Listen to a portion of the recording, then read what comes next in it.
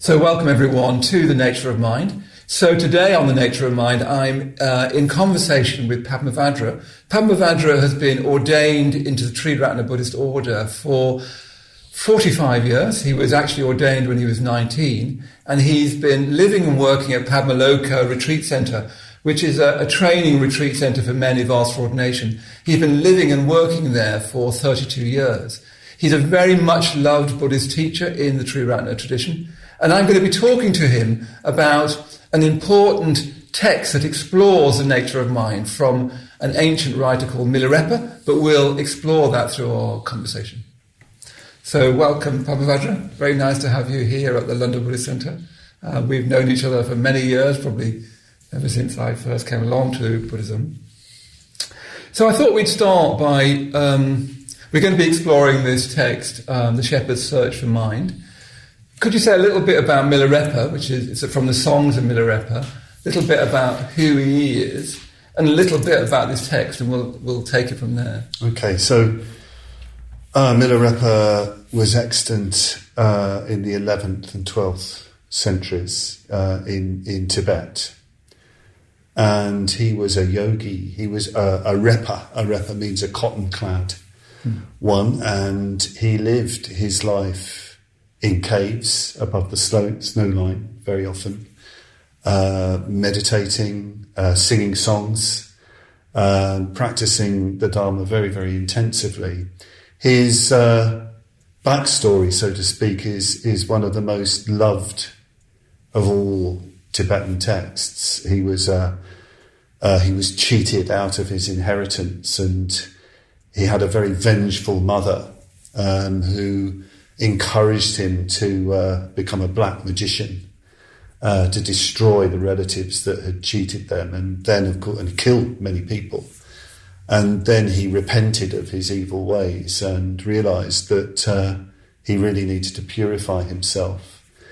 And he really needed to purify himself by gaining enlightenment. I mean, it was said of him that because of the evil that he had done, he really only had one option, and that was to gain enlightenment, gain liberation in one lifetime. And he heard about this extraordinary teacher named Marpa, and he went to Marpa to train with Marpa, and Marpa was a very, very fierce and exacting teacher and put him through all sorts of tests and trials. And eventually, after all those tests and trials, he taught Milarepa the profoundest teachings. They gave him the initiations into various tantric deities which are concerned with the transformation of the entire psychophysical system, and introduced into all sorts of yogas, and also to practices concerned with the nature of mind,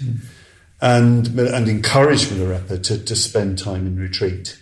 And Milarepa spent most of his time in retreat meditating, yes, and singing these incredible songs of inspiration that were collected. But also he was a great teacher, and incredibly, although he's living as a hermit, he attracted people to him, men and women, many of whom followed his example of being a hermit, living that life. And he is one of the giants of Tibetan Buddhism, starting all sorts of initiation lineages, practice lineages, which go down to the present day. And The Shepherd's Search for Mind is a chapter from the 100,000 Songs of Milarepa, the Mila Kabum as it's called. Interest in it, and where it's of interest to me, it was the seminar that Sangharakshita, our teacher, the seminar he led for us of that text on my ordination retreat with another order member named Ratnaguna, who's very well known in Triratna. So as well as ordaining us, that meant naming us, initiating us, witnessing our commitment to the Buddhist path. He led this incredible seminar, which actually he described as a kind of diptych. The first half is not about the shepherd's search for mind. Milarepa's begging in the local town. He's come down from the mountains and wandering around in his cotton cloth. And a couple are very impressed by him, a married couple who are childless, and they're so impressed by him they want to adopt him. And they want to give him everything: a home, a family. They'll find a nice wife for him, and to all the offerings, Milarepa sings these songs of almost ferocious renunciation, how he doesn't want any of those things at all, which actually makes the couple have even more faith in him. And he goes back to his cave and is there in an inspired mood, the text says. And while he's sitting there in his inspired mood, these shepherds come across him. And one of them in particular really responds to Milarepa. He becomes very curious, probably illiterate shepherds. And the shepherd search for mind is all about Milarepa's communication with the 16-year-old shepherd named Songye Jap, which means, I think, something like Buddha quickly or something like that. Yeah. So we'll come in a moment to that particular text, but before we did that, I thought it'd be really lovely to hear what Bhante Sangharakshita, the founder of Triratna and our teacher, as you say, he was giving a seminar. Seminar sounds rather grand.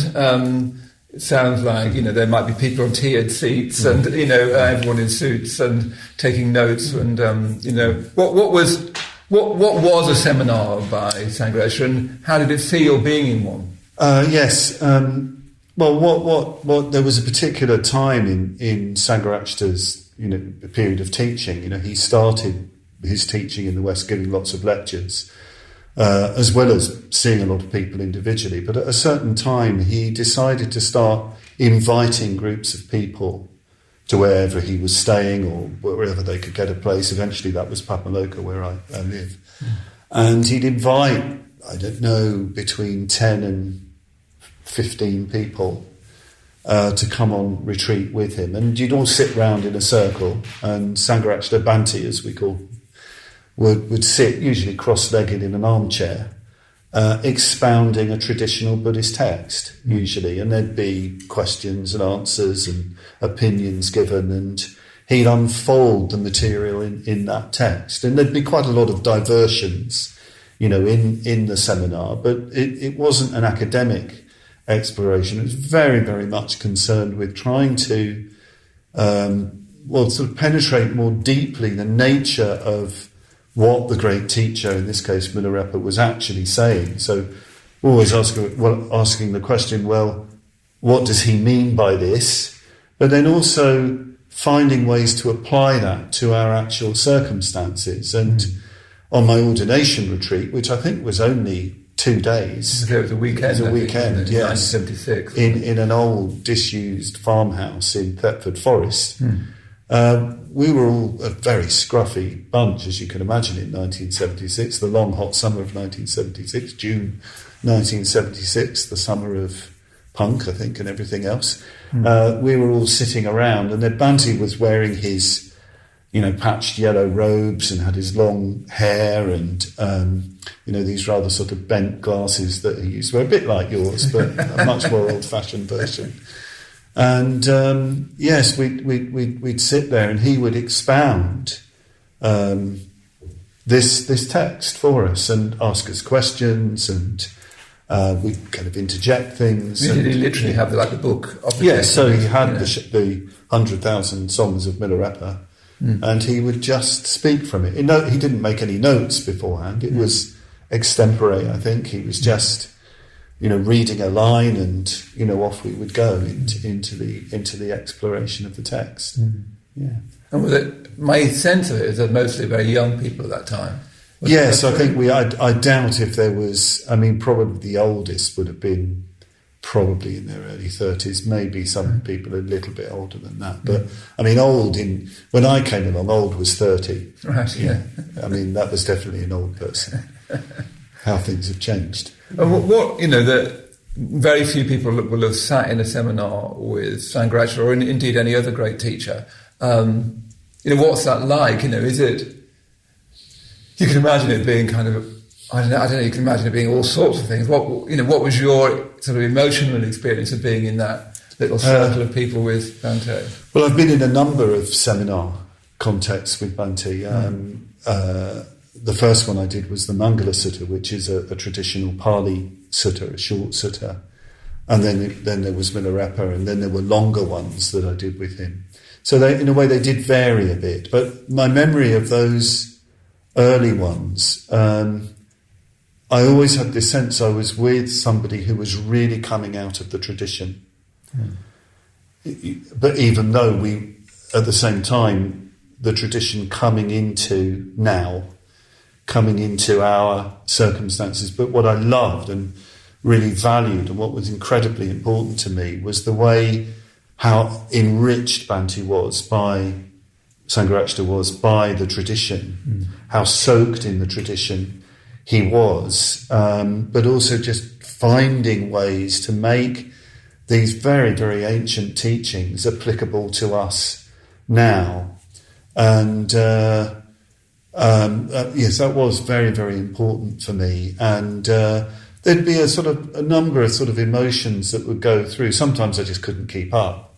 I remember the first really long one I did, where we did a Tibetan Abhidharma text, a translation of a text to do with, the analysis of mind and mental events. Very, very difficult text, and in a way quite idiosyncratic translation. That was a bit like, the feeling was, looking back, was a bit like swimming in an ocean with, you remember those water wings things that you used to have on your arms because you couldn't swim? Yeah. So there am I in the ocean trying to swim, and there's this great big ocean liner going along, Bhante Sangharakshita, communicating the Dharma. And basically, you either learn to swim or you drown. And I was never quite sure whether I was going to make it or not. So there was that experience. But then there could be things of, just tremendous inspiration and real sort of openings and of the Dharma, and often a very, very good feeling as well generated between everybody there. So a number of different sort of feelings and emotions. And I think also it's true to say that they must have been very important to me, because some of the most important sort of teachings, to use that sort of language, insights, how can I put it, sort of maxims even, come from those early seminars. And I've sort of lived by them.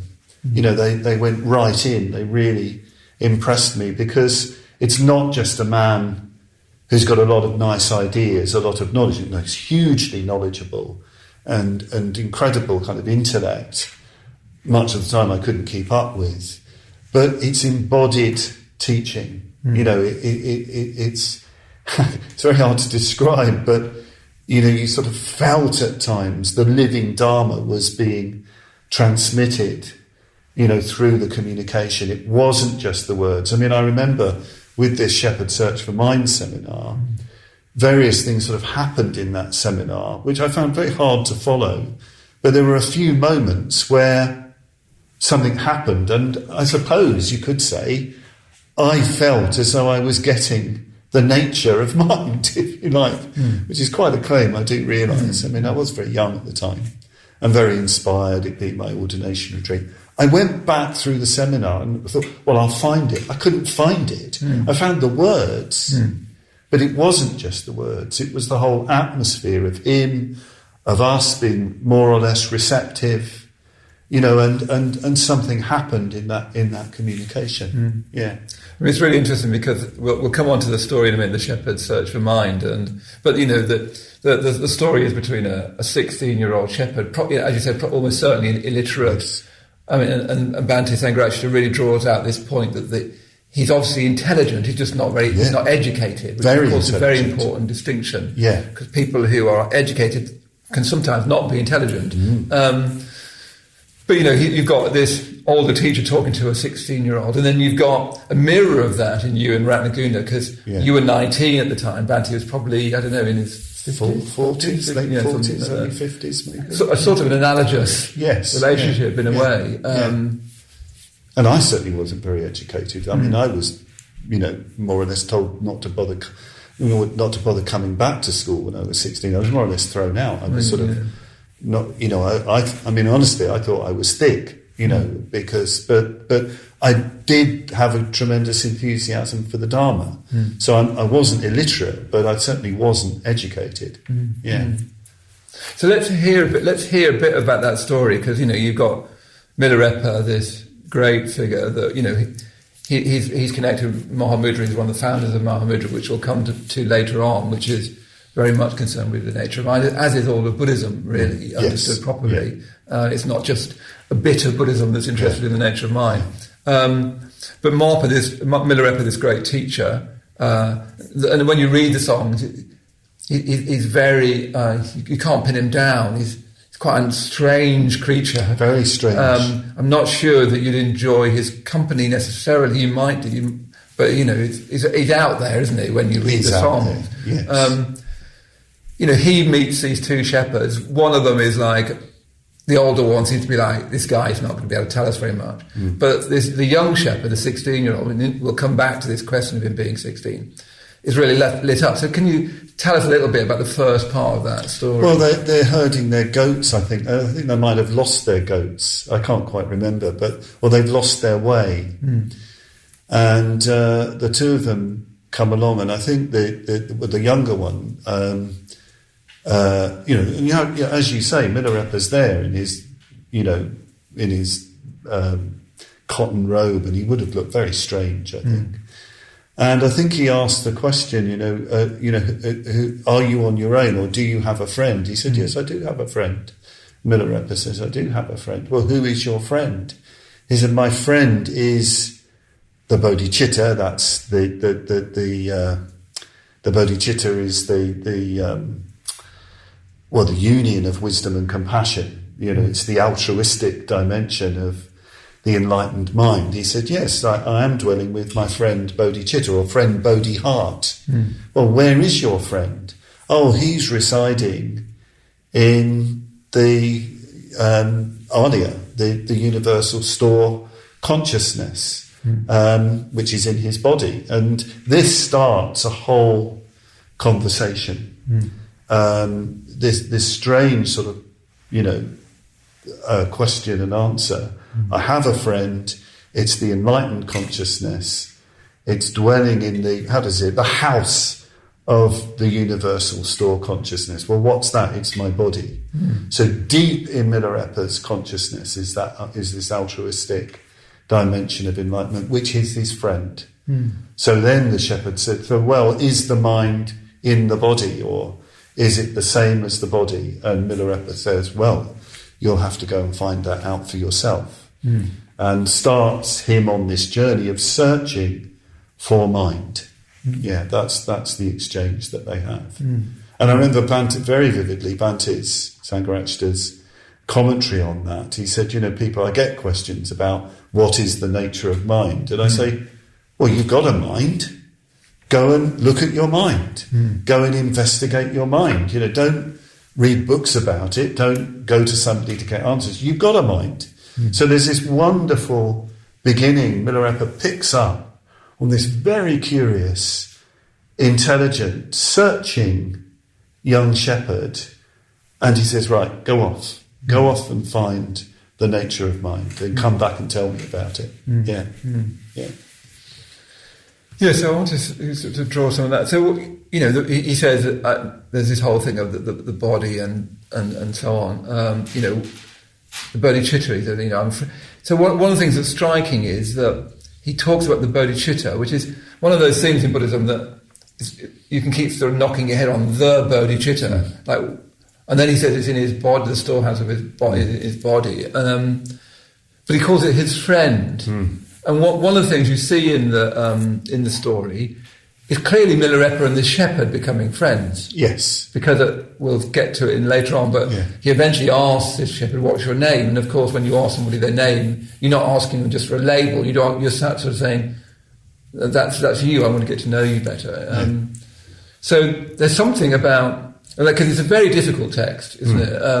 Well, I find it too. Yeah, I find it. As I said, I didn't really want to do this, did I? Because it's too subtle for me. Yeah.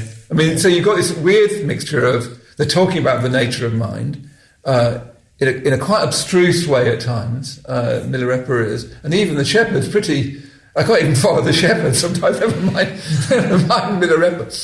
This is some illiterate guy who's just happened upon Milarepa. So you've got this strange mixture of quite abstruse teaching, very, very subtle teaching, quite difficult teaching, which we'll try and get into, and friendship. I wonder whether that might be, as it were, a metaphor for don't get too abstract.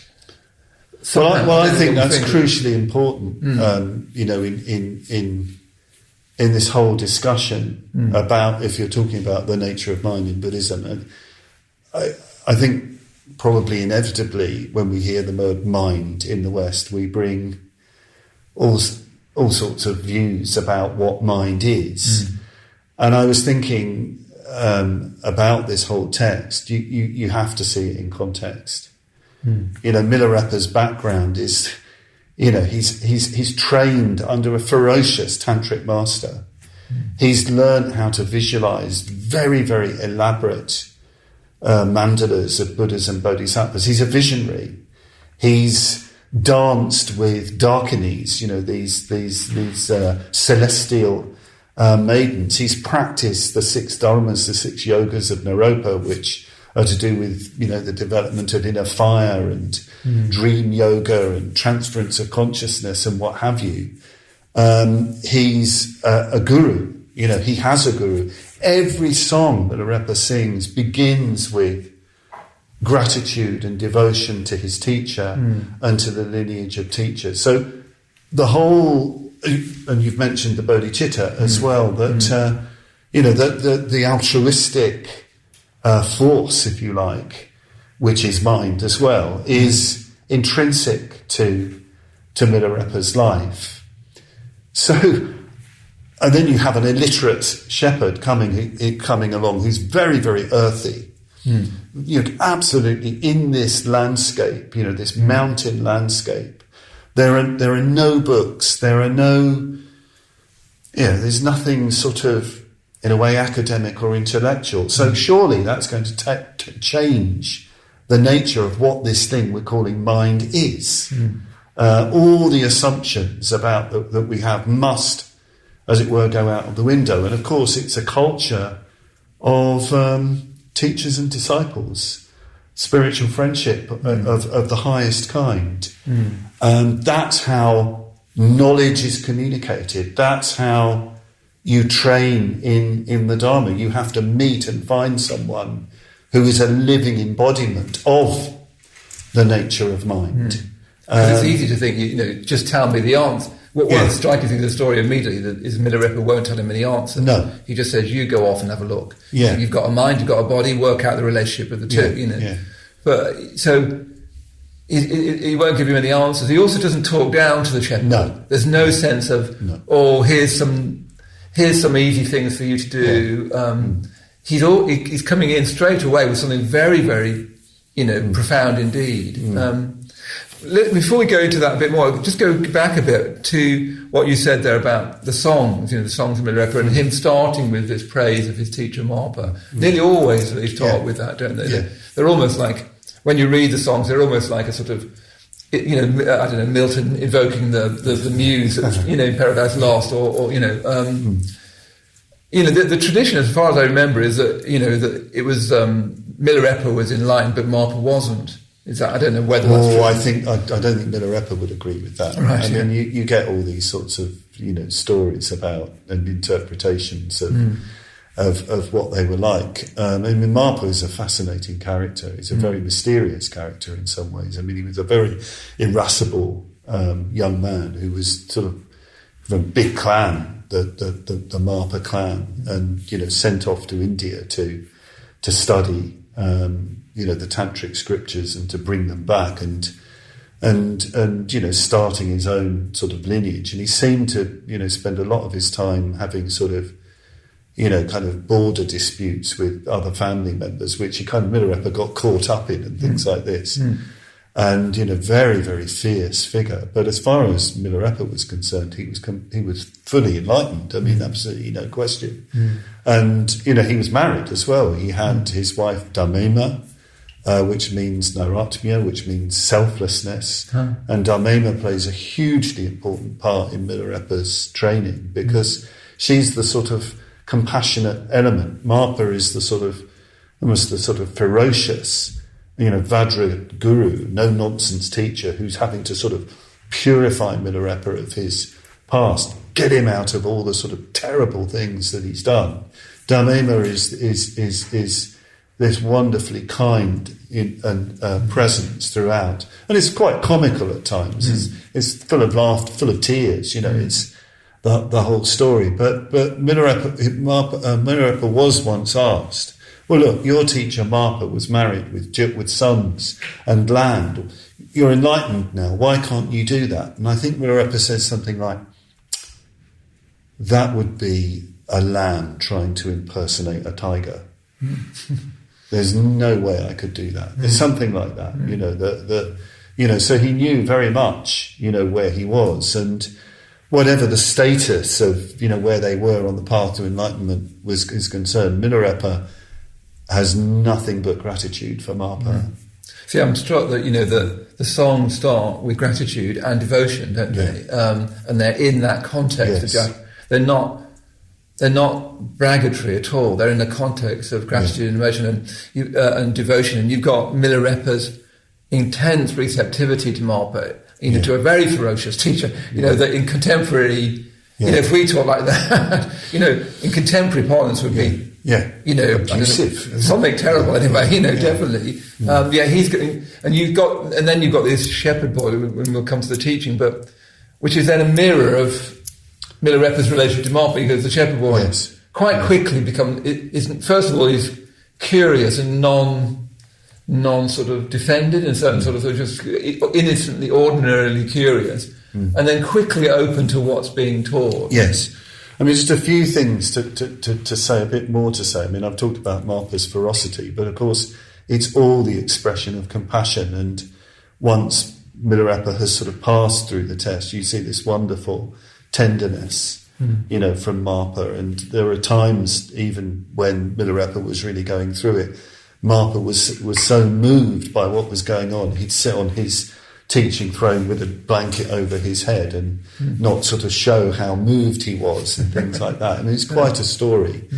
But one thing that's very, very important, you've mentioned Mahamudra, whatever that is, but these traditions in Tibet, Mahamudra, Dzogchen, or Hatha Yoga, what is absolutely central to these traditions, the nature of mind is only revealed out of intense guru devotion. This is really, really important. And in Tibetan Buddhism, you have this practice called guru yoga. And, some of these can be quite elaborate, some of them can be quite simple. But the point is, you have full faith, complete faith and confidence that your teacher is the embodiment of the nature of vast, empty, non-dual, to use that language, luminous, compassionate awareness, mind. You have total confidence in that. And your devotion is as much the opening up to that mind as, the instructions to look at the nature of mind that would be given conceptually.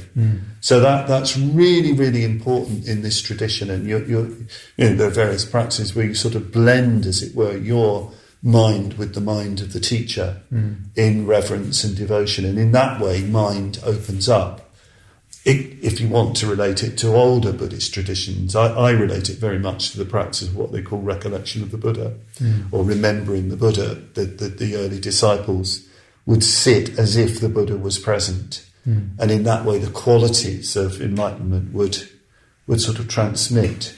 Yeah, I keep wanting to get to the story, but I want to focus on that word devotion for a minute, because, I mean, some people are new to, hopefully many people watching this will be new to Buddhism. one of the things that can surprise people here at the London Buddhist Centre or Adhisthana, the International Buddhist Centre, they can be surprised that Buddhism has worship and devotion. So that's a surprise enough that we have ritual and devotion, and yet there's no God in Buddhism. The figure behind us isn't a God or any kind of deity. So that can be a surprise enough, and for some people a stumbling block. I don't think actually that's so much true now, especially with young people. But devotion to a teacher, do you see how for many people that'll feel quite concerning? Because hang on, you're very much my teacher, Subhuti is very much my teacher, Bhante Sangharakshita is very, very much my teacher.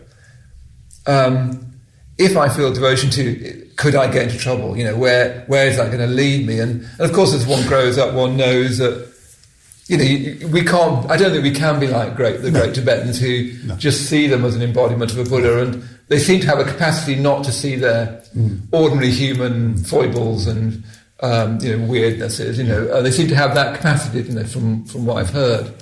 I don't think we'll ever have that again, where you can think you are the Buddha, but I'll just sort of sign that. So what would you say to people about devotion generally? Why is it important? Because you sort of say, look, I'm interested in the nature of mind. I want to know what mind is. That doesn't sound anything remotely to do with devotion. And then how come that needs to be for a person? God, there's so much to say. Yeah, there is. We haven't got some story yet. a lot to sort of unpack. Yeah. I mean, faith and devotion. I mean, what is it in Buddhism? You could say it's the expression of your response to the qualities of enlightenment, and expressed not just as it were, intellectual appreciation, but you love it. That you love it, and you love those qualities, and you want to praise them as a way of getting closer to them. So that's it's as sort of simple as that. It's a bit like us trying to think of a kind of secular analogy. I can't think of one. Perhaps it would be in the sort of poetic area where you would, when you really admire someone, you sort of praise them. And in that praising, if it's genuine praise, those qualities are sort of evoked for you in some way and for everybody. Well, in a sense, that's happening, I think, with Buddhist devotion. I think also very important here is,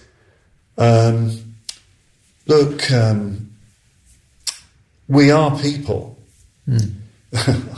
We're human beings, and we are very important to ourselves as people, as persons, as human beings. That's what Sangharakshita calls our highest category: personhood, human beinghood, because we are extraordinarily important to ourselves. So it's the most natural thing in the world to see enlightenment as a person. That means you're endowing enlightenment with your highest category. You're going to therefore treat it with great care and attention and love. That's what you're really doing in devotion, in imagination.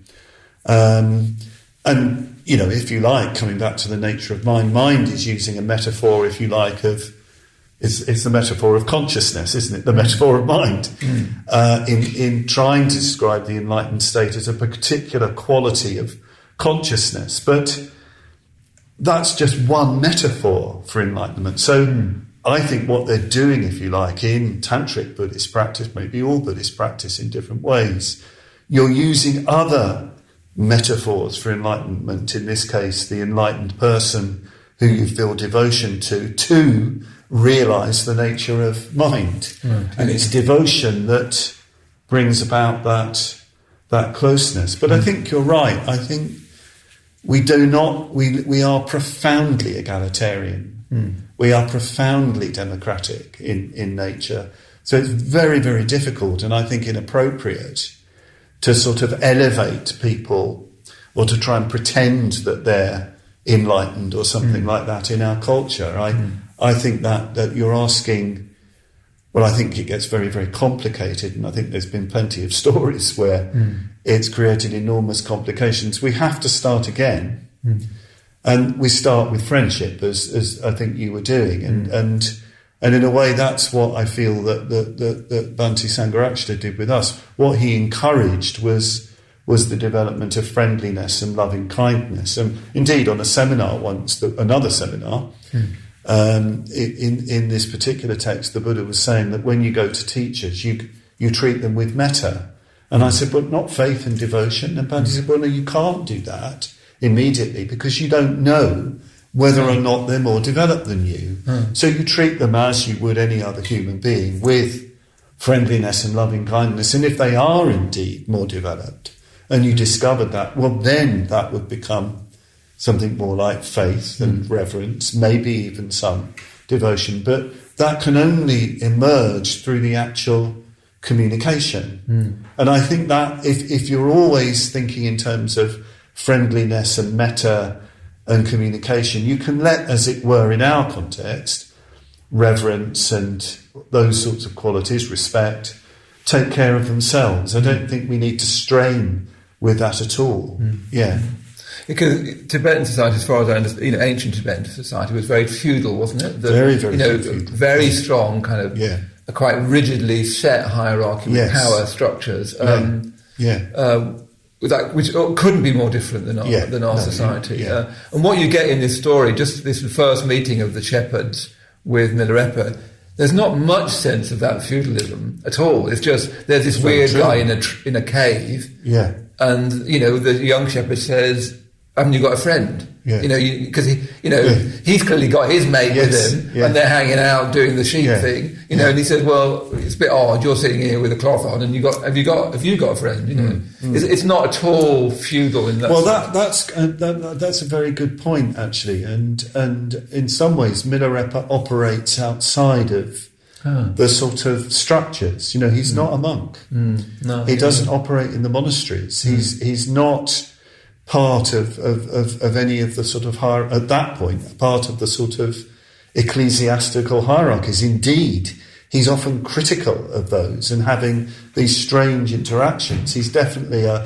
liminal, sort of marginal figure in some ways. And it is interesting. I think I hadn't noticed that before. In a way, he talks, on the level of the shepherd. He doesn't expect any ceremonial. He doesn't ask him to sort of bow his head. They just start talking as friends. And I think it's very, very good that you've pulled that out. And maybe even Bhante thought we should do it because of that starting point, because I know he could be quite critical of that very, very top-down teacher-disciple relationship, because it can go so badly wrong. So let's go back to the story. So we've got this, the two shepherds come first. The younger shepherd seems to be just naturally more receptive. He's obviously an ordinary young guy, illiterate and so on. He's 16. He seems to think, there's something about this guy. Milarepa then says, if you want to find the nature of mind, you've got one. Why don't you investigate it? I've got one. You've got one. I'm not going to. I can't tell you. You've got one to look at. What happens next? Well, he goes home, doesn't he? He goes home and he searches for his mind, doesn't he? I think that's what happens. I did actually make some notes because, unfortunately, I can't remember all these things. Well, just a few things. Sorry about this. I have to use notes, quibs. So the boy asks questions like, he says, well, many people can live in a house, to Milarepa. So is the mind one or many, and how do they live together? You can imagine it, can't you? He probably lives with his mum and dad, maybe siblings in one room. The Milarepa's talked about the body being like a house and the mind is in it. So, and this is where Milarepa says, better go and find out for yourself. And the next day the boy returns, and his friend, he's not there anymore. He's out of the picture. He, in fact, I think he says it's obvious that this man can't show us the way. Yeah, that's right. Yes, that could be read in different ways. And it's very interesting, the first thing he says to Milarepa, he said, I observed my mind carefully. I think that's quite important, that he hasn't just gone off and wondered about it and, philosophized about it. He hasn't done. I have observed my mind carefully, and he comes to the various conclusions. I have only one mind. One cannot kill it, grasp it, dismiss it, press it.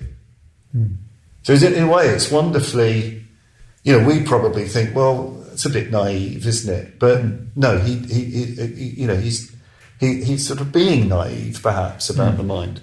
One cannot kill it, grasp it, dismiss it, press it. It won't stay. If you want it to remain, you can't get it to remain, but you can't release it either. You can't pick it up. You can't see it. You can't know it. If you think it exists and tries to cast it off, it won't leave. If you think it's non-existence, it runs on. So this is really good, isn't it? This is proper. He's falling into the classic meditations that you get in this Mahamudra tradition, this great symbol tradition to do with the nature of mind. These are the kind of reflections that the Lama will give you. Search for your mind. Search for your mind in these ways. Bhante says this does actually very reminiscent of the Pali Canon, the Dhammapada, the mind which is always quivering and vibrating, which is moving about, which is very difficult to guard and protect, and so on. So that's what happens. He comes back. I was struck with that little bit where he says you cannot kill it. I presume what he means is, do you know what? It does just chatter and mope. And and if I tell it to stop, I can't make it stop. That's one of the main reasons, isn't it, why people come to, often enough, why people come to Buddhism and meditation is because they, for the heaven's sake, can't turn their mind off. They can't. So he seems to have something of that sense. Yes, yeah. Well, he's really seen how... I was looking at the Chittavagga, the section of mind from the Dhammapada, and the Buddha is saying, yes, the mind is very frivolous. It alights on whatever it pleases. It's very difficult to control. And I think, in a way, it's a bit of a relief to hear that, isn't it? Because we tend to think there's something wrong with us if we can't get our mind to quieten down. And, we're told, you've got to be all relaxed and so on. But the mind is just quivering and vibrating and just doing what it likes and running on. Well, maybe the first thing to do is just to acknowledge that that's its nature, and relax a bit, with this strange, mysterious thing, non-thing, called mind. Well, I think it might be the next phrase where the shepherd's saying, even when I'm asleep, it dreams. Yes. It's like you say, he even said it's very hard working. It's very hard working. Yeah. And people feel that, don't they? They feel, golly, my mind's working. And often, often we're not necessarily working physically very hard. And you can be, I've taught people, as you know, with depression, and one of the things you get in depression is the mind is working very, very hard indeed, in a very, very toxic way of, sort of harsh self-criticism. You can be lying in bed trying to rest because you're so tired, and your mind is, you can't stop your mind criticizing yourself and then criticizing yourself and criticizing yourself, and you get these strange involutions. So, in a way, the shepherd's seeing all that. So where does Milarepa go with the shepherd? Well, it's interesting as well where the shepherd goes, even with this first explanation. He suddenly he takes a bit of a leap. He gets a glimpse into something else, because he says it's something illuminating. Oh, yeah. It's luminous, this mind. It's aware. It's wide awake, yet incomprehensible. And he says it's hard to say what it is. Please tell me what the mind is. But I think this he's really beginning getting a glimpse of something when he says that it's luminous. It lights up, and you can have those moments. I think when you investigate, just look at your mind. One of the senses you can get sometimes of it is, well, it's a metaphor. One doesn't even know quite why one uses it. But there is a sense of something shining. So the Buddha say something like the mind is luminous but covered over with adventitious defilements. The mind is luminous, but it's covered over with mental defilements. But what's interesting, what he says next, the mind is luminous but covered with adventitious defilements. For one who sees this, I say there is bhavana, which means spiritual development or transformation. So it's when you have a sense of that luminous mind, that the kind of vision of perhaps a mind. Well, it's not your mind actually. It's the luminous mind. We'll get to that. Then spiritual practice really begins, if you like. Yeah.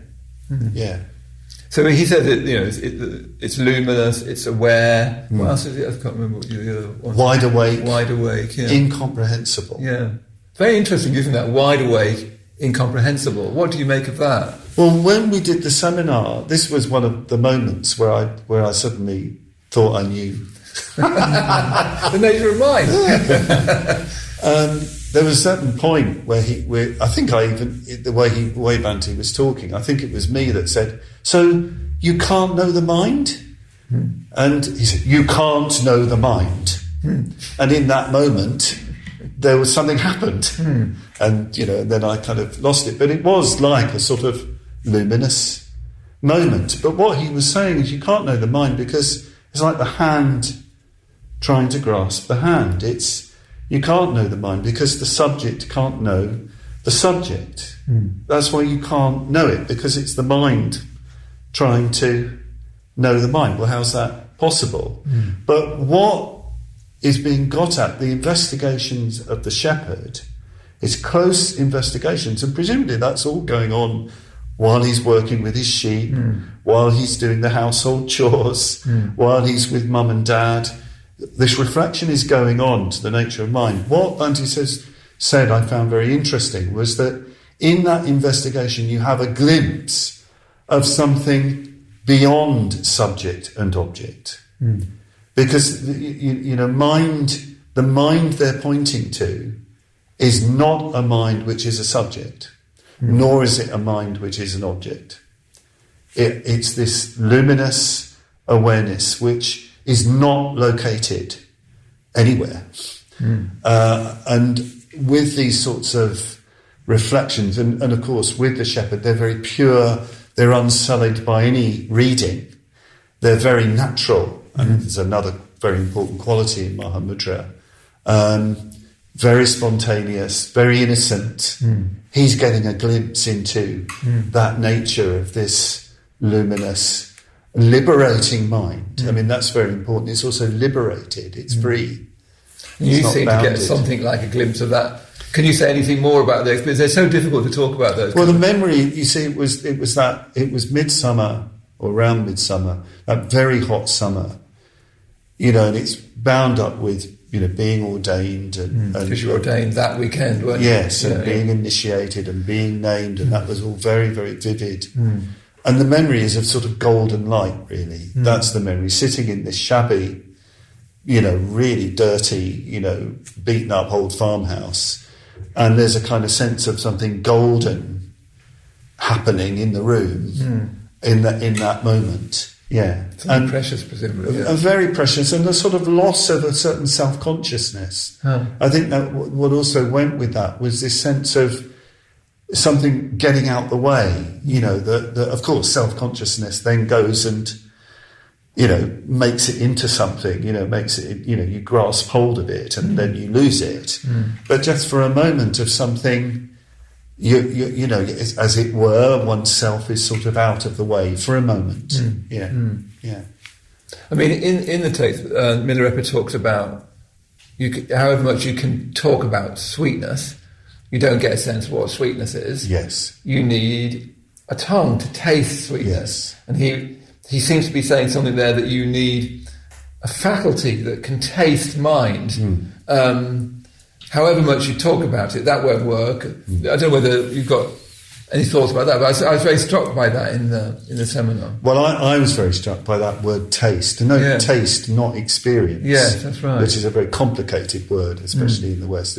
It's much more direct, and of course it goes back to the Buddha himself, the taste of liberation. It's really direct. It's such a direct metaphor. I don't think we even talked about what the faculty would be. He said prajna in the transfer. It's wisdom, isn't it? Because it is prajna or jnana, or but of course that is not different from what is being tasted. There's no difference between the subject and the object in that tasting, in that direct tasting.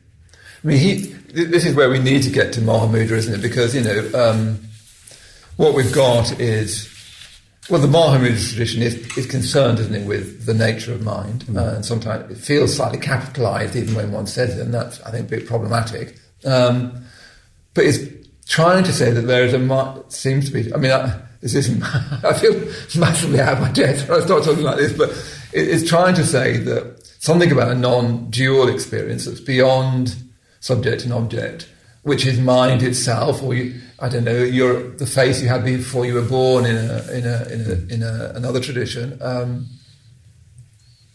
What is Mahamudra, and what are they trying to get? Because sometimes, even in the text that comes down from Bhante, just talking spontaneously from this book, it's quite difficult to follow. He's talking about, he goes through quite a sort of subtle and almost abstruse argument about subject and object. First of all, let's find out what is Mahamudra about, and then how does that relate to that text, and what is it for us, if you see what I mean? Yeah, so, first of all, I think I should say that I haven't, studied these things deeply at all, and inevitably my comments are going to be superficial. But from what I've been able to gather, and looking at what Bhante said about these things, and so on, what as far as I can understand, what Mahamudra is there's all sorts of traditions of Mahamudra. Right, It's a rich tradition, and the different Tibetan lineages, and of course they go back to Indian lineages and so on and so forth. But what the nature of this mind is it's emptiness. It's very, very important. So it's nothing substantial. There's no. Yeah, let's pause over emptiness. So what does it? Emptiness, well, it's devoid of any kind of nature, any kind of self, any kind of permanence, any self-nature. So this is why I think you have to be very, very careful. That Mahamudra comes out of, it's all coming out of Madhyamaka and Prajnaparamita and, all those traditions, which where you've got this, this very profound realization that there is nothing substantial anywhere. But they're trying to indicate what that might look like.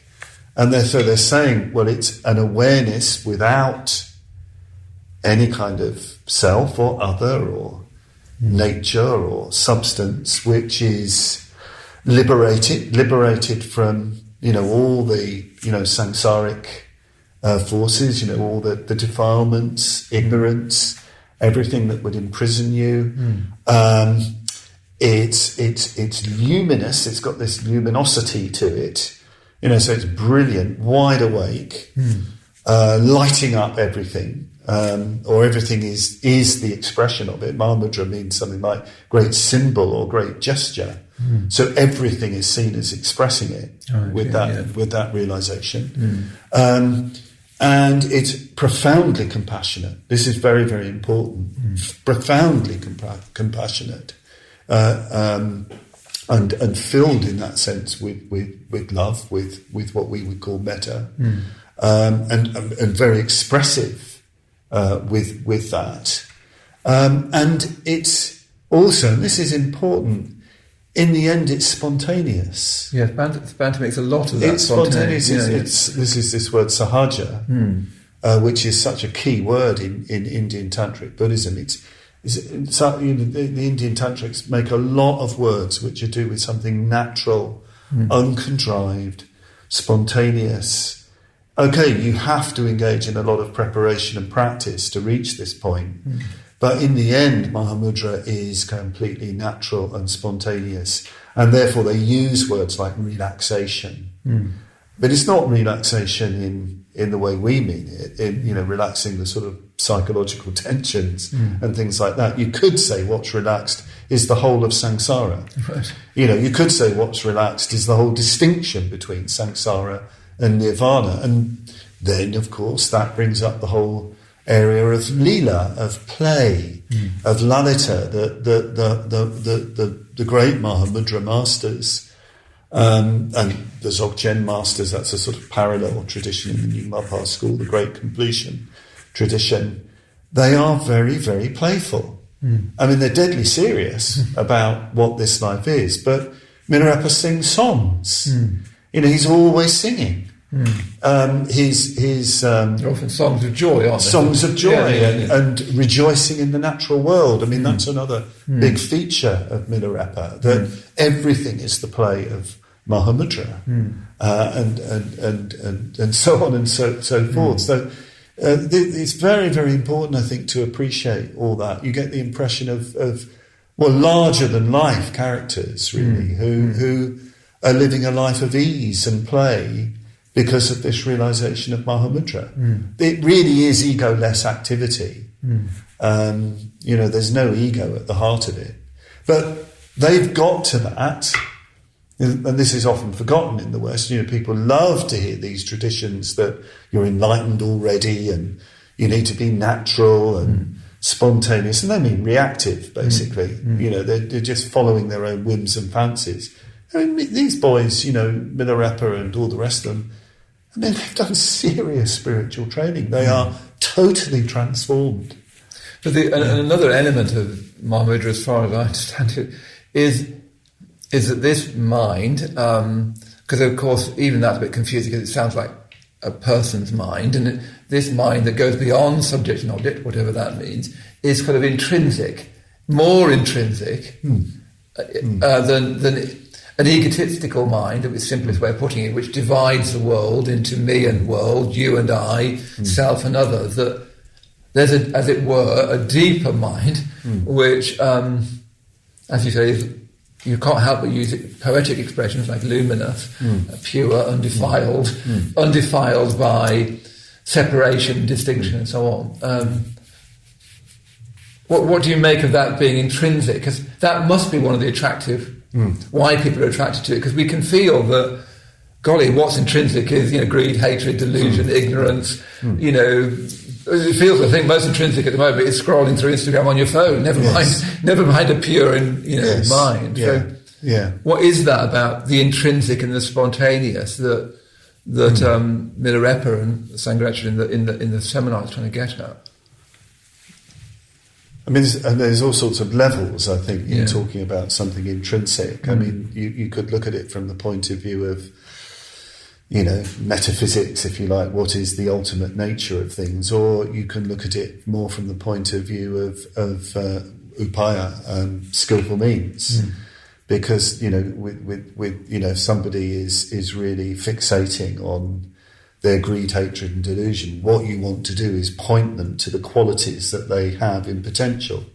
You want to point them to that because they're becoming so forlorn because of their focus on that. So you say, no, what's real? What's real are those elements in you which are close to this pure mind. In a way, the language of intrinsic and so on, that gets us into territory which, when people end up having arguments over, do you gain enlightenment or do you realise that it's already there? Both are true. They're all metaphors, and I think that they're really all skillful means to bring about a particular realisation. The practice all seems to remain the same. Whether or not you have a view that you're not enlightened and you're going to gain it, in an ungaining way, or whether or not you realise that it's ever present, that it's intrinsic. It's the same spiritual practice. I mean, Milarepa gives the shepherd, classic teachings of going for refuge. It's very, very strong on karma and its effects. Fearlessness, courage. You've got to go up. 12 years of meditation, he says, you've got to do. You've had this glimpse. So it's the same practice. So whether or not you say it's somehow ever present and you're waking up to it, or you're striving towards it, the practices are exactly the same. They require the same effort. And I think it's more a case of, well, what's needed at any particular time for the disciple, wherever they are? What do you need to sort of focus on? to realise something that you can never really say in a certain sense, but which is expressed by you, I suppose. Yes, I mean, that said, more recently I think these are matters more of faith, and I don't mean that in believing something that isn't true. I mean something more intuitive. I've been sort of reflecting a lot on it sounds so grandiose, doesn't it, and pompous, but the sort of the emptiness of things. And in these traditions, Mahamudra, certainly in Dzogchen, they talk about the ground, if you like, which is kind of luminous emptiness.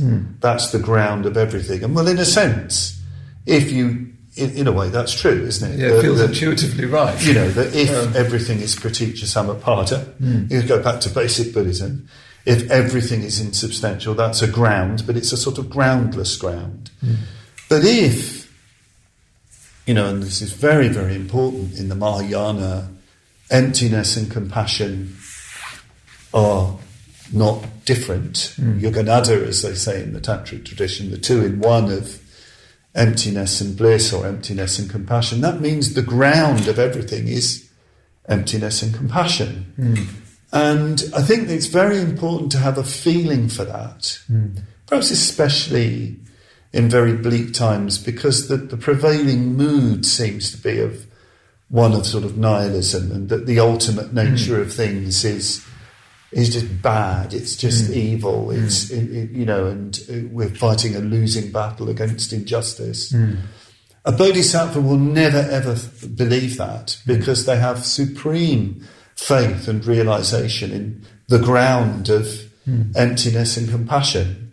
There's again, I think poetry is important here. There's a sort of ultimate form of Padmasambhava called Padmasamantadhara, the lotus that supports all things. And that means all beings. So there's this idea that the ultimate end of meditating on Guru Padmasambhava, the lotus form, is to realise that you are part of this vast hidden lotus flower which is supporting and maintaining all life, and it is wisdom and compassion. And I find that a very attractive way of thinking about life and about the Dharma. It's interesting, that, isn't it? Because Shunyata is translated as emptiness, which is easy to misunderstand, isn't it? It sounds like you mean nothing. And I'm very nervous of this tendency in modern culture to deconstruct everything and end up and show that there's no meaning and no value. But what you get there with that lotus supporting all beings, that's a massively positive vision, a mystical vision, it seems to me, rather than a kind of... Because emptiness can sound like a rather kind of analytic... I see that, you don't exist in the web. We know about your atoms, we know about all the cells in your body changing, so you don't really exist. You can sort of think that you see all that, but you'll never get to a lotus that supports all beings. What that metaphor is trying to get at. Yes, I mean, I personally think that you if you're going to meditate on emptiness, you've got to do it from the basis of love, in the sense of metta. It's really what you're trying to do in your Dharma life is to realise the empty nature of metta, in the sense of the selfless nature of love. The end of metta is selfless loving kindness. I think that's what Mahamudra is getting at, with all the language of luminosity and so on. And going back to that golden light you talked very, about. Very positive. When I meditate on emptiness, I often recite that poem of Bhante's, that very short poem, The Unseen Flower. Compassion is far more than emotion. It is something that springs up in the emptiness when you yourself are not there, so that you do not know anything about it. No one, in fact, knows anything about it. If they knew it, it would not be compassion. That they can only smell the scent of the unseen flower that blooms in the heart of the void. Now, that's more like it. It's very much like this text, isn't it? Yes, that's Very more much like this it. text. I mean, any fool can think they see emptiness, I think. It's very, very easy to do a deconstruction job, but the realisation of ultimate selflessness, which is manifesting as an unseen, invisible lotus through its scent, oh no, that's rather different, so that you're living very, very differently in relation to others. So I want to take us to the end, a bit further into the story. Then I want to come back to you and, you at that seminar with Bhante Sangharakshita in 1976. But because what's striking is, it's clear when you read Sangharakshita's Bhante's commentary, it's clear that the shepherd, the 16-year-old boy, has a kind of insight, or at least a bit like you, has that moment where you taste something which you can never put down into words because it's beyond conceptualization, beyond the rational mind, beyond the senses. Yes. Therefore can't be caught in those things. Has a taste, but then Milarepa then gives him a path, doesn't he? Yes. So it'd just be good to hear what does Milarepa say, okay, here's what you need to do. Well, I'm going to have to research. Look at the text. I'm really sorry. I'd love to have all this material just. Well, there's an awful lot of it. So just there. I mean, it's sort of, I'm definitely not like the shepherd in that sense. Let's be clear. Well, one of the things he does, he sort of, so first of all, the 16-year-old, the boy, Sangharakshita, he's getting a sense of the mind, isn't he? And I think at a certain point as well, early on, there's this sort of leap in looking at the mind. He said, I see that all my sufferings come from my mind. Yes, that's right. Yeah. I think that's hugely significant. Yeah. So it doesn't follow on from what he said before. No, he doesn't. He's done all this, he's sort of seeing how, but he sees it's the cause of suffering. All sufferings come from the mind, and you're back in the first two verses of the Dhammapada there, aren't you? That that if you speak or act with an impure mind, suffering follows, like the hoof, the wheel of the cart following the hoof of the ox, and so on. And more positively, if you act out of a pure mind, happiness follows like a never departing shadow. And I think it's when you're in your explorations of mind, I think it's very, very important to see that. That's sort of the fundamental nature of getting to grips with the mind, seeing it as in terms of karma and its effects. But he does something else at a certain point. He gives him Milarepa sort of, well, are you ready to commit to this now? You want to know your mind, you see it as causing all suffering. Do you now want to travel beyond all suffering? So I find that very interesting. They've had this lovely exchange. It's all very good. Then it's starting to get much more serious. So do you want to commit yourself? There has to be a commitment if you really want to follow through with this, and if you want to know the nature of the mind in its fullness and be liberated, from suffering. So he gives him the refuges, the going for refuge ceremony, very important, the basic Buddhist act of commitment. But he keeps up the meditation on mind. He said, okay, now go away and repeat the refuge prayer, presumably the Tibetan version of Buddhang Saranang Gacchami, and ask yourself, well, who's going for refuge? Yes, is it the mind? Is it the body? So it's a wonderful sort of union of this fundamental act of commitment and his interest, passion about the nature of mind. Yeah, I was really struck by that, as you say, he says, he has this realisation, I realise that mind is the cause of suffering. And it's important, that, is it? Because it's not saying, I realise that life is suffering. He's not saying that that's the truth about life. He's saying, I realise that the mind is called mind, this chattering, trivialising, agonising, often enough, mind is the cause of suffering.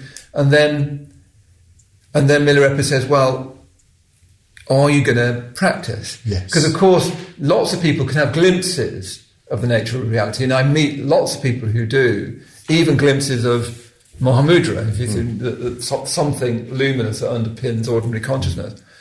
But the real question is whether you follow up on it. Isn't it? Yes, yeah. And are you going to take responsibility? Because I think that's really crucial with this business of him seeing it. It's my mind that is the cause of suffering, or this mind.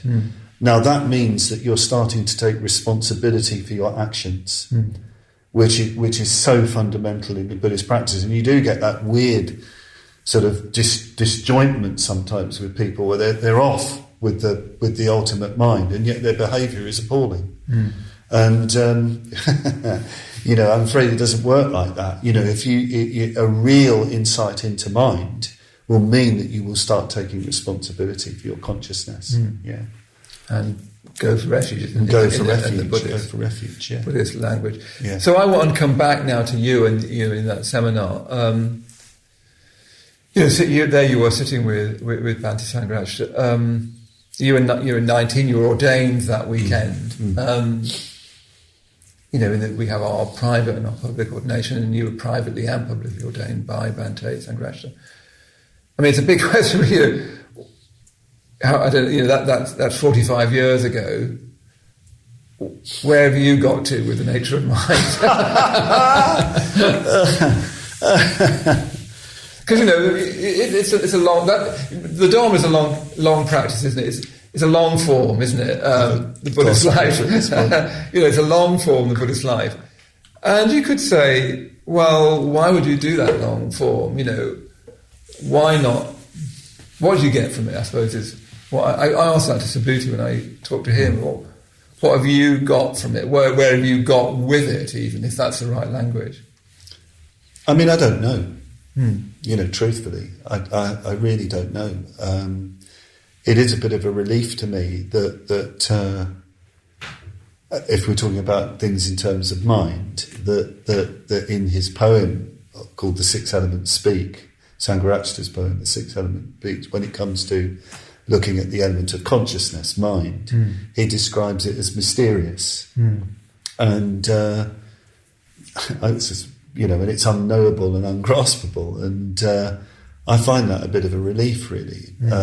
In talking about the nature of mind, and I really don't know where I've got to. I mean, I can't do anything else, than live this life.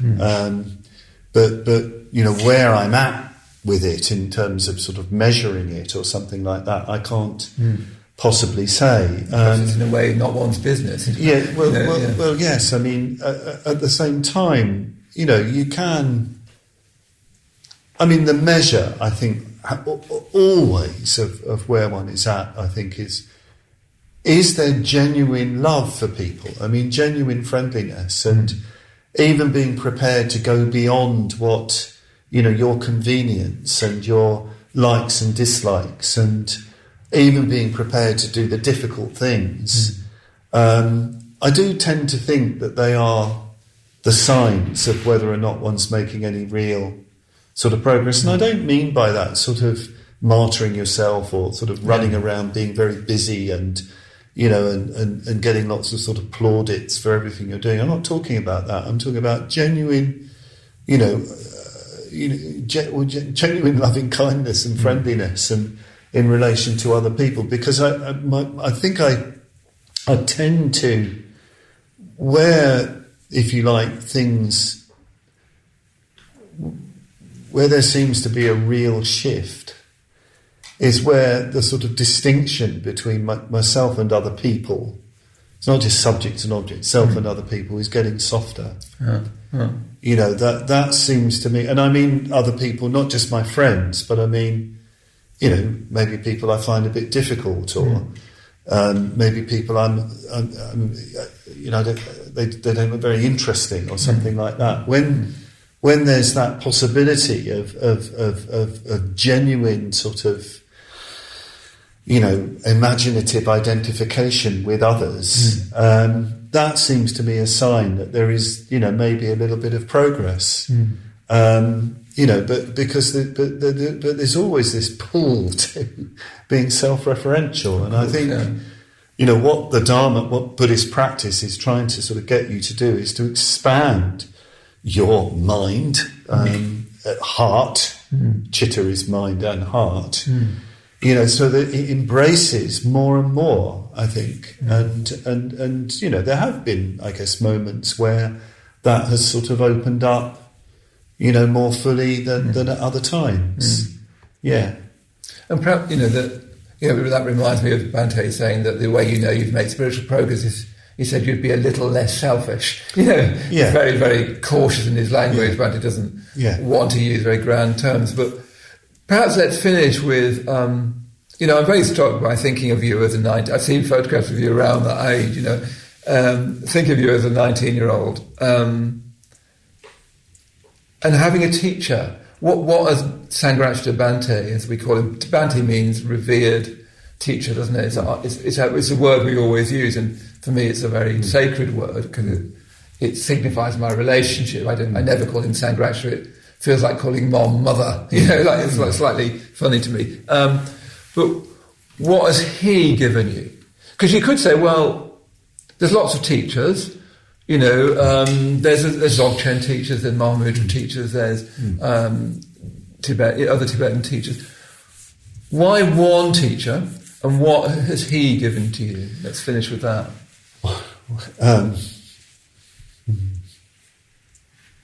Yes, Bhante is. I have met other teachers, but Bhante very quickly became my teacher. I sort of recognised him as my teacher. I think there are all sorts of factors. The fact that he speaks. I could understand what he was saying in the sense of he grew up in the West and South London. Has all those sort of references and it's just very, very clear teaching. And all that sort of spoke to me. But of course, it's not just that. Perhaps it's better to just talk about how he was on that weekend, because I think that's the nearest thing I would have seen to someone who was in touch with sahaja, with sort of spontaneity, and of course, meditating with Bhante. You're meditating with this. Even now I recollect meditating with Bhante, and it will be a way of entering into a deeper level of consciousness. That was my experience. I'm with a vast mind. A profound mind, that isn't just sort of located in his body. But even when he was a very old man, I sat with him and recited a liturgy to him, that the Guru Yoga liturgy, actually, because I wanted him to bless a retreat we were doing. He entered a profound meditation. I was wondering if he was going to come out and sort of blessed me out of that. And so you have that, and this sort of deep, how can I say, deep, kind of still, very mindful, profound, mysterious quality in his golden yellow robes, his long hair, and he's very tanned, quite dark. There's that, and then this incredible lila, this incredible playfulness and teasing, and as if this was just effortless, this was just play and love. And I remember at the public ordination when he was so joyous when he named Ratnaguna and me, and when he talked about our names, he said, well, when people say Ratnaguna's name, they should see great jewel qualities descending from coloured jewels descending from space, and when they say Padmavajra's name, they should see lotuses erupting and Vajras descending. He was really enjoying himself, and this tremendous sort of love and enjoyment of us, of our youth, of our enthusiasm, and that. And there's the sort of, then the private ordination, the transmission that went on there, which basically, that you could say, even if there was nothing else that Bhante taught me in terms of lectures and friendship and everything else, just that had everything, absolutely everything. And yes, I think, staying with the theme of the nature of mind, I felt when I was with Bhante, I was with of vast consciousness. And so I don't really know what mind is, and I get lost in the conceptual descriptions and the analysis of it. But if I recollect, maybe it's because I do have a devotional or emotional temperament. If I bring him to mind, I start going more deeply into mind. Yeah. That's a great place to end. Thank you very much. I found it really, really, really good. Thank you very much. So this is one of our conversations that we're hosting in The Nature of Mind. We're exploring the nature of mind from as many perspectives as possible. So we talked to Ian McGilchrist about the hemisphere of the brain. We've talked to Dr. Penny Satori about near-death experiences. We're talking to Carol Bowman about children who have past life memories. We're talking to Paul Gilbert about the evolution of brain and about compassion. And we're exploring the nature of mind through Buddhist thought.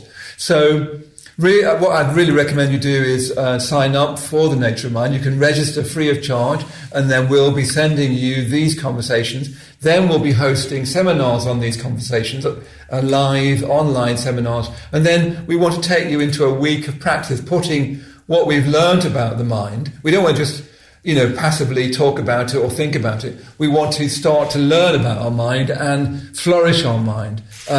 So we're going to do a week of meditation following that. So do sign up. You'll see the link under this film, under this video. Do sign up for free, and then we'll be in contact with you, and we'll keep on exploring this absolutely crucial matter of the nature of mind. Great. So we'll leave it there.